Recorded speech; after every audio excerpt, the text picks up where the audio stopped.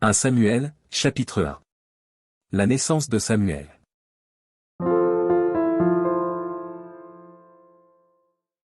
Il y avait un homme de Ramathaïm Tsophim, de la montagne d'Éphraïm, nommé Elkana, fils de Jéroham, fils d'Éliu, fils de Tohu, fils de Tsuf, Éphratien. Il avait 2 femmes, dont l'une s'appelait Anne, et l'autre Penina. Penina avait des enfants, mais Anne n'en avait point.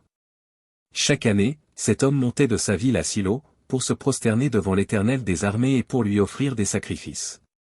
Là se trouvaient les 2 fils d'Éli, Ophni et Phiné, sacrificateurs de l'Éternel. Le jour où Elkana offrait son sacrifice, il donnait des portions à Penina, sa femme, et à tous les fils et à toutes les filles qu'il avait d'elle. Mais il donnait à Anne une portion double, car il aimait Anne, que l'Éternel avait rendue stérile.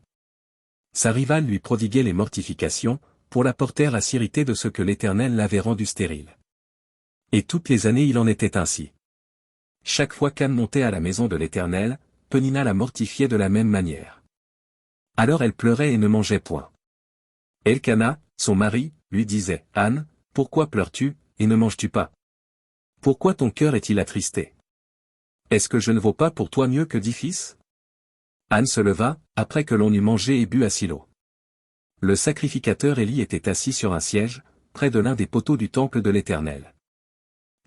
L'amertume dans l'âme, elle pria l'Éternel et versa des pleurs. Elle fit un vœu, en disant, « Éternel des armées, si tu daignes regarder l'affliction de ta servante, si tu te souviens de moi et n'oublies point ta servante, et si tu donnes à ta servante un enfant mâle, je le consacrerai à l'Éternel pour tous les jours de sa vie, et le rasoir ne passera point sur sa tête. » Comme elle restait longtemps en prière devant l'Éternel, Éli observa sa bouche. Anne parlait dans son cœur, et ne faisait que remuer les lèvres, mais on n'entendait point sa voix. Éli pensa qu'elle était ivre. Et il lui dit, « Jusqu'à quand seras-tu dans l'ivresse?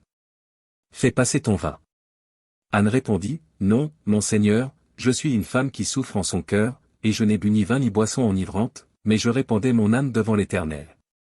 Ne prends pas ta servante pour une femme pervertie, car c'est l'excès de ma douleur et de mon chagrin qui m'a fait parler jusqu'à présent. » Éli reprit la parole, et dit, « Va en paix, et que le Dieu d'Israël exauce la prière que tu lui as adressée. » Elle dit, « Que ta servante trouve grâce à tes yeux. » Et cette femme s'en alla.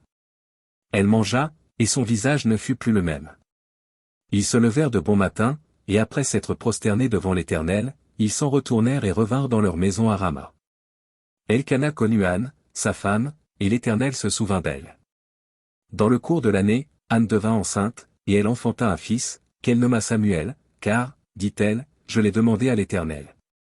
Son mari Elkana monta ensuite avec toute sa maison, pour offrir à l'Éternel le sacrifice annuel, et pour accomplir son vœu. Mais Anne ne monta point, et elle dit à son mari, lorsque l'enfant sera sevré, je le mènerai, afin qu'il soit présenté devant l'Éternel et qu'il reste là pour toujours. Elkana, son mari, lui dit, fais ce qui te semblera bon, attends de l'avoir sevré.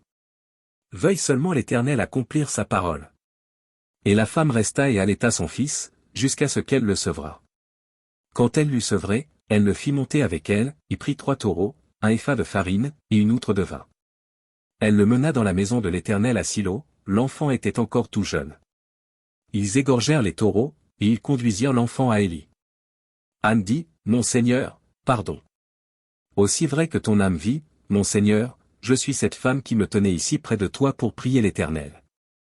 C'était pour cet enfant que je priais, et l'Éternel a exaucé la prière que je lui adressais. Aussi je veux le prêter à l'Éternel, il sera toute sa vie prêté à l'Éternel.